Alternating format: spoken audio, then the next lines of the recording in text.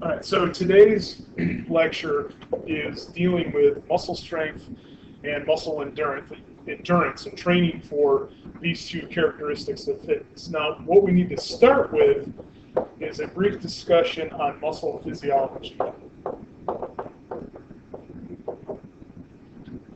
So what you're looking at here is a cross-section at different levels of a skeletal muscle. So if we take a whole skeletal muscle such as the bicep and we cross-sect through the plane, you can see that there's these bundles of all these little elements in there.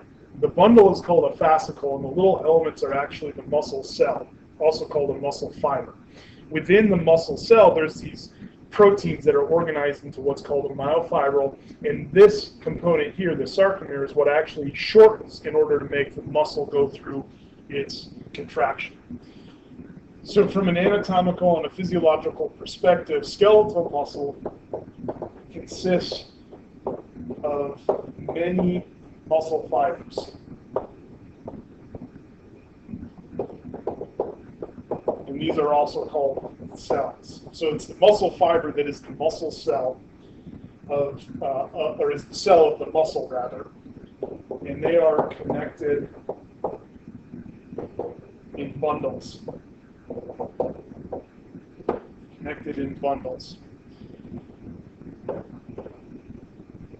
If we go down one more layer of detail, we have all of our muscle fibers or our muscle cells being comprised of myofibrils. And these myofibrils, are comprised of proteins that interact in order to shorten the whole muscle.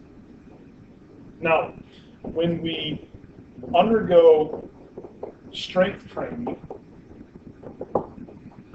we have an increase in the number of myofibrils. In other words, we add additional proteins to increase myofibril number, which results in an increase in the size of the muscle fibers or the muscle cells themselves. This process of adding additional myofibrils, increasing the size of the muscle fiber, is called hypertrophy.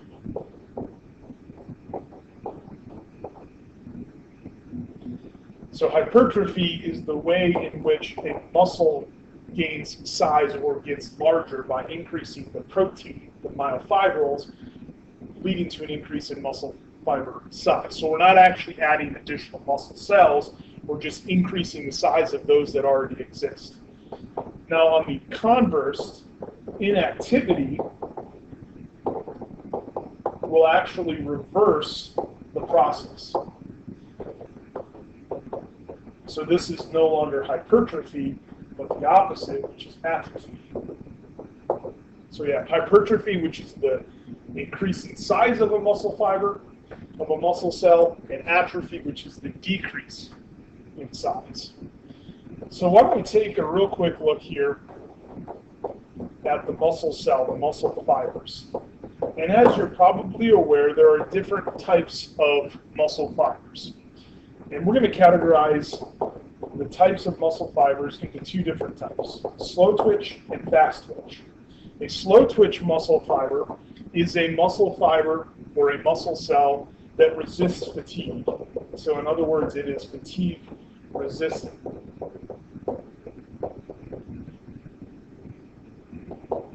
Now, even though they are fatigue resistant, they actually have a reduction in their force or contractile abilities. So force production or contractile abilities. So they don't contract very rapidly or with a significant amount of force. Not that they can't contract sufficiently and forcefully enough, but they just don't have as much contractile strength and force as a fast twitch fiber. Now, going back to a previous lecture, the slow twitch fiber is going to rely primarily on oxidative energy systems.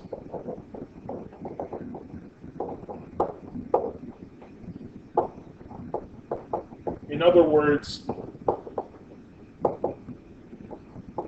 these types of fibers will require oxygen, a constant supply of oxygen that's sufficiently supplied to that cell. The fast twitch muscle cells or muscle fibers have the ability to produce a large and rapid contraction. So they contract rapidly and with a significantly larger amount of force compared to slow twitch. The trade-off here is that these cell types are more prone to fatigue, and so they fatigue more quickly than slow twitch fibers.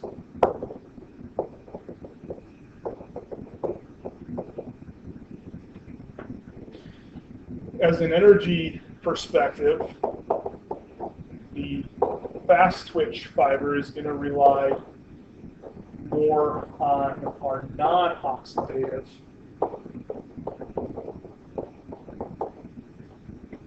energy systems and will not require a high level of oxygen supply. Now, when we look at a muscle, the muscles are all controlled by the nervous system. And so there's going to be a nerve that supplies electrical information to create contraction to a group of muscle cells. So one nerve cell innervating and interacting with a group of muscle cells. And that's called a motor unit. So the motor unit is the nerve that's connected to a group of muscle fibers or muscle cells. Now, there are going to be many, many motor units within a given muscle. So let's take the biceps brachii, the muscle in the arm, for example. You're going to have thousands of motor units, individual nerves connected to multiple cells within the biceps. So thousands of those motor units. And in order to change the strength of contraction, to differentiate between lifting a heavy weight and feeding yourself with a fork, high amount of force for the first one, low amount of force for the second one, we're going to recruit a different number of motor units.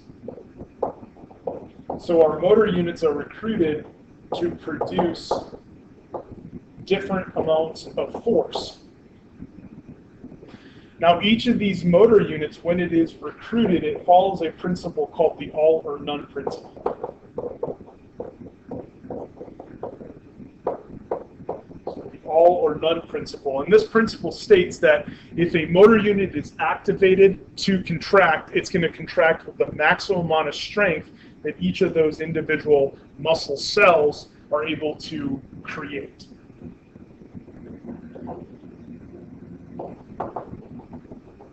All right, so what are going to be the effects of strength training? So what are the effects that strength training will have on an individual? What are some of the benefits of strength training? Well, one, we can have an increase in muscle mass and overall muscle size because of those changes that happen at the muscle fiber level. You're also going to have a higher utilization, better coordination,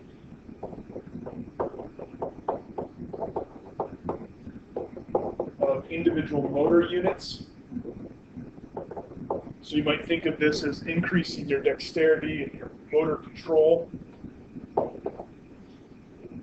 We'll see an increase in strength.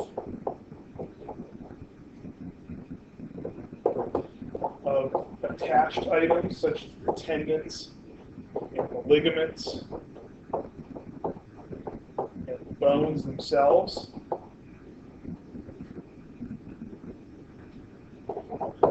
With weight training or with strength training, we're going to have an increase in storage capabilities for fuel.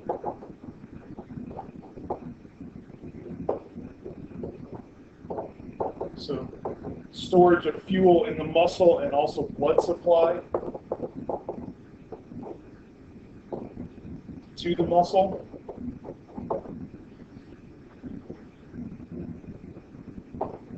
You're also going to have improvements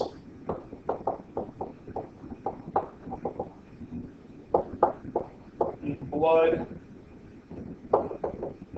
fat levels, so lipid levels in the blood and other biochemical processes.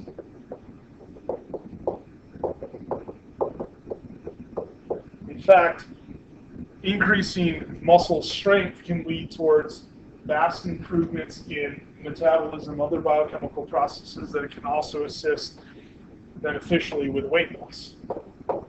So those are some of the effects. What are the benefits of these effects? And I'm sure you've already been able to identify a few of the benefits. Obviously, with the changes that occur, you're going to have improved performance of physical activity.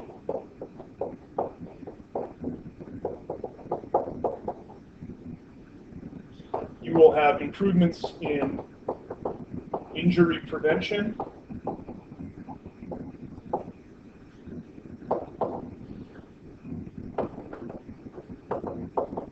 Improved body composition and appearance.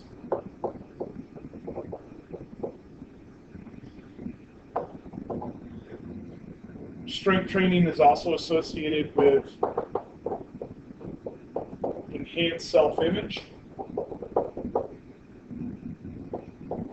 And this is just the idea of your own perception. Also leads towards better quality of life.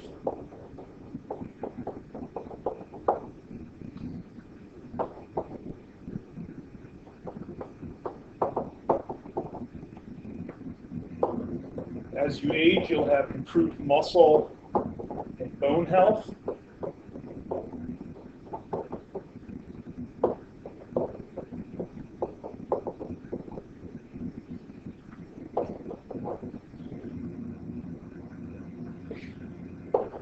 And you'll also gain in your prevention and management abilities against chronic disease.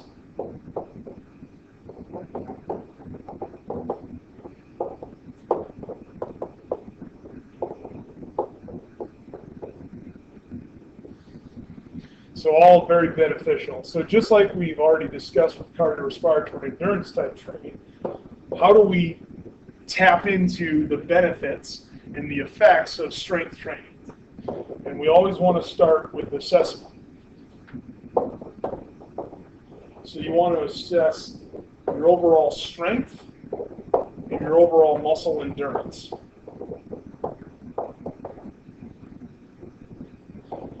Got a couple different tests that can be utilized for taking a look at strength and endurance. For strength, you can measure a repetition maximum, or a so-called 1 rep max, 1 RM. This is the maximum resistance or weight that can be lifted just a single time, just once. And this will help out with a measurement or an assessment of muscle strength. So you would do this for a bunch of different muscle groups. So maybe you do a 1 rep max for bench press to measure pectoralis major strength, and you do a bicep curl or a preacher curl to measure biceps, or a hip sled to measure quadriceps. So you do this for a variety of different muscle groups and figure out what's the maximum load or resistance that can be lifted just a single time. For endurance, the approach is to just simply look at the maximum number of repetitions that can be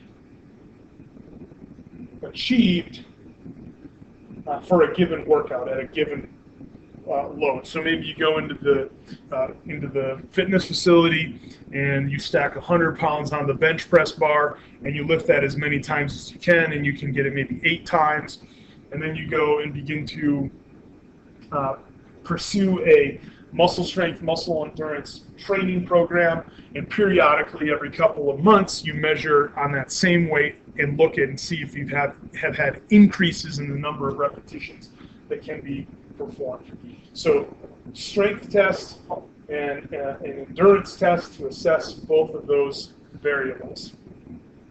So after you've assessed your strength and your endurance, you can begin to develop a muscle strength and endurance program or plan.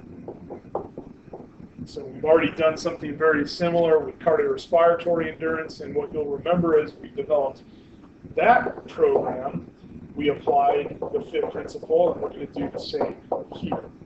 So we're going to take a look at your frequency, intensity, time, and type for muscle strength and muscle endurance. And we'll start out with our frequency. So it is recommended by the American College of Sports Medicine, ACSM,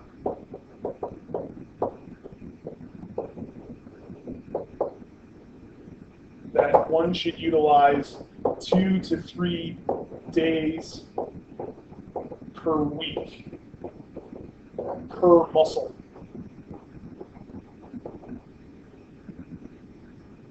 So 2 to 3 days per week, and then follow that workout with 1 full day, 24 hours of rest.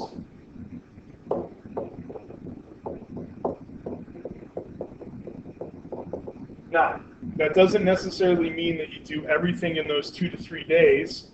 It just simply means that you're going to use 2 to 3 days per week for muscle. So maybe on Monday, you perform upper body workouts, pectoralis major, bench press, bicep curls, lat pull downs, etc. And then on the next day, as you're resting the upper body, on Tuesday, you perform lower body workout, and you work on the muscles of the legs and maybe of the abdomen. And then on Wednesday, you come back, and now you're on to your second of your 2 to 3 days per week per muscle group for the upper body. And you can alternate upper body, lower body, just like that for 5 to 6 days per week, but only hitting individual muscles 2 to 3 days with a full day of rest in between. So very beneficial to divide your workouts into upper and lower body. You do upper body on one day, follow that by lower body as your upper body rests. Okay, so intensity. For strength and endurance training, intensity is synonymous with resistance. So we're going to look at the resistance, or how close or far you're going to be from your 1 rep max. If you are interested in building strength, your intensity should be heavier weights. So higher resistance, closer to 80% of the 1 rep max. And you're going to couple this with performance of a lower number of repetitions. So that's to build strength. You could also focus on building just endurance. So just work on improving endurance.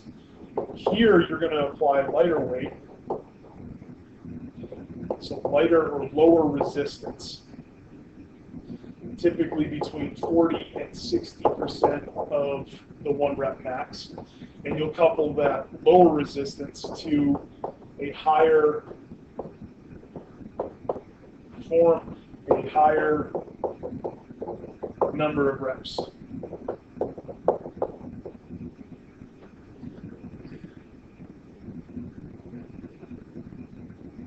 A third option is to balance strength and endurance and have more of a general fitness program.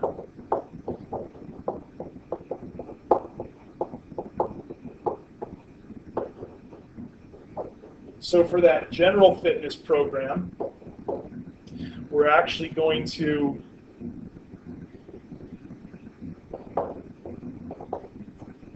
lift more of a moderate resistance.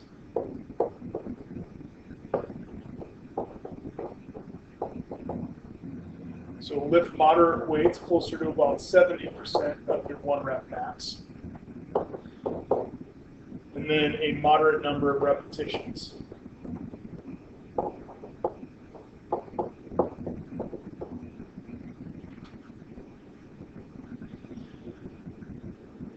All right, so that's going to be intensity. How about type? How do we measure, time rather, not type. How do we measure time in terms of muscle strength and muscle endurance? And it really comes down to reps and sets.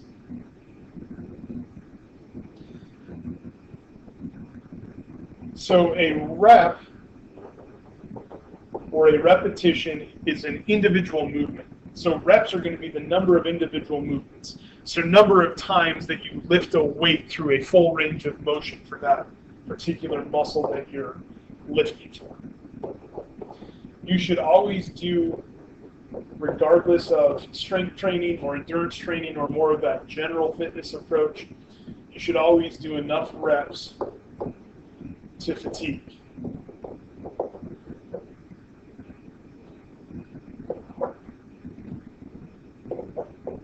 So do enough reps to fatigue. So what does that mean in terms of the weights that we are already discussing? So heavier weight, more of the strength training type exercises. It's going to be a lower number of reps, 1 to 5 reps to achieve fatigue.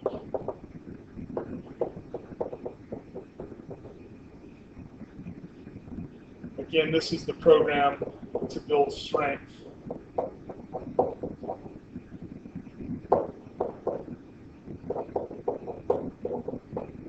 Lighter workloads or lighter resistance, lighter weight is going to be a much higher number of reps.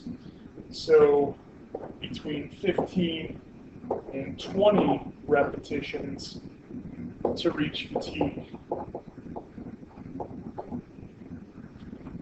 And this would be the program to build endurance.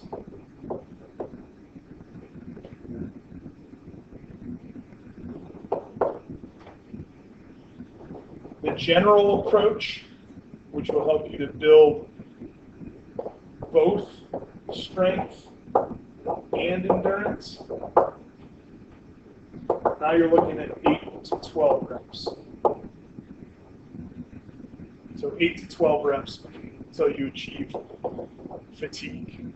So that's going to be your repetition, your individual movement. And these repetitions are going to be grouped into sets.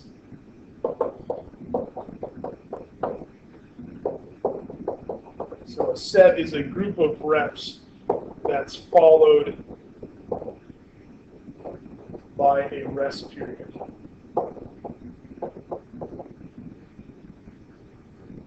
So these 8 to 12 reps group together into a single set. For that general fitness approach of building both strength and endurance, typically one set is satisfactory. So you do one set of each of a variety of different exercises.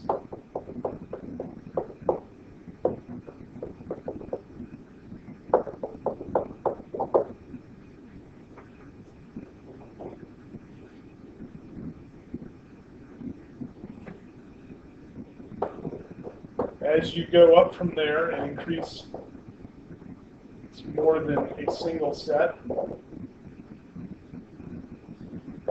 this is going to increase strength development.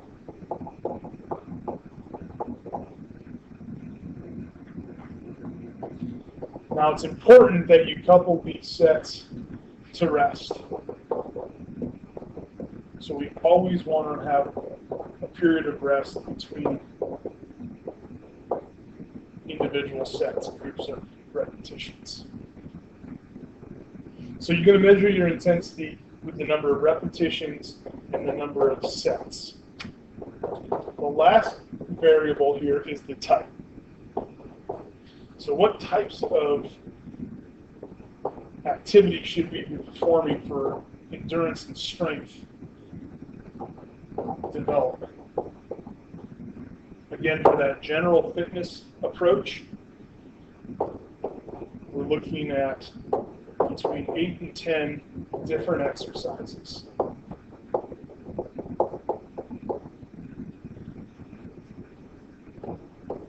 Typically what we do with these 8 to 10 different exercises, and again you can divide this to the upper body on one day, the lower body on a second day.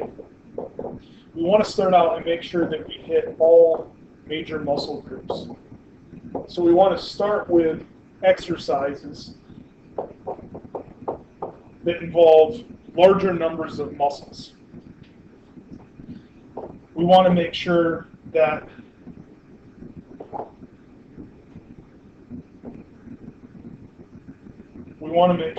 we work both the agonistic and the antagonistic muscles. And I'll give you an example of what that means here in just a second.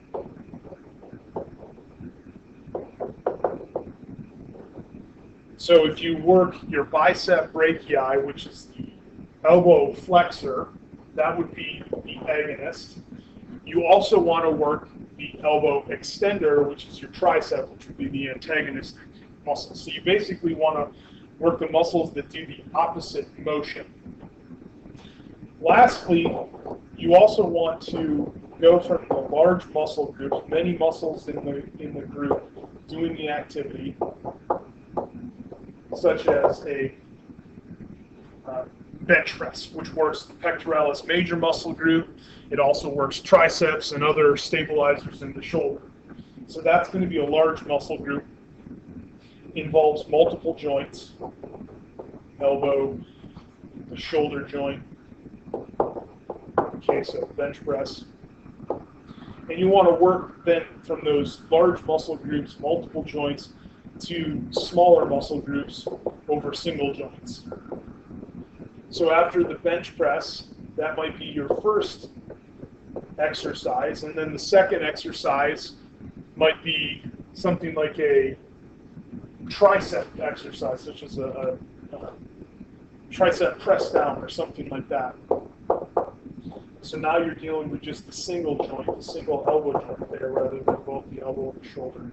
And so maybe you'll also do some stuff with the deltoids after you've done your bench press, and you get into multiple different exercises there, a major muscle group and then several smaller muscle groups.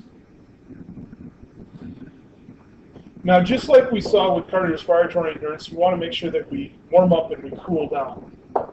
And the approach for warming up for exercise, you want to do a general warm-up to begin with.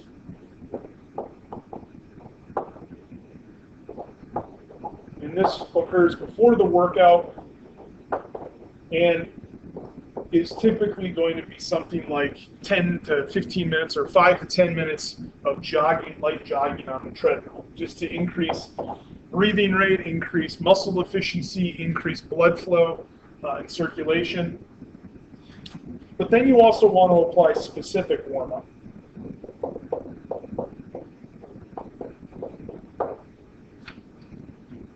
And the specific warm-up is going to be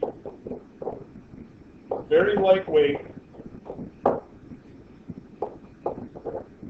and a high number of repetitions for each exercise. So again, back to the example of bench press. You start out 10 minutes on the treadmill, and then you go over to the bench, and you start out maybe with just the bar, and you lift the bar 25, 30, or maybe more times.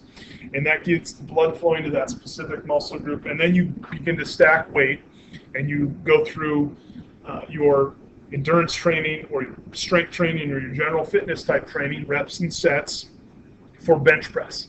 And then you move on to something like a tricep press down. And you'll start out with very low weight on the tricep press down. It might be just a couple plates, maybe 20, 10 to 20 pounds.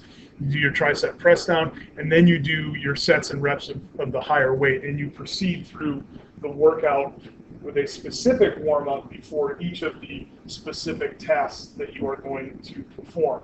Now, at the end of the workout, you want to also cool down. And typically, you apply a general cool down. And you go back over the treadmill, and you slowly jog or you walk on the treadmill.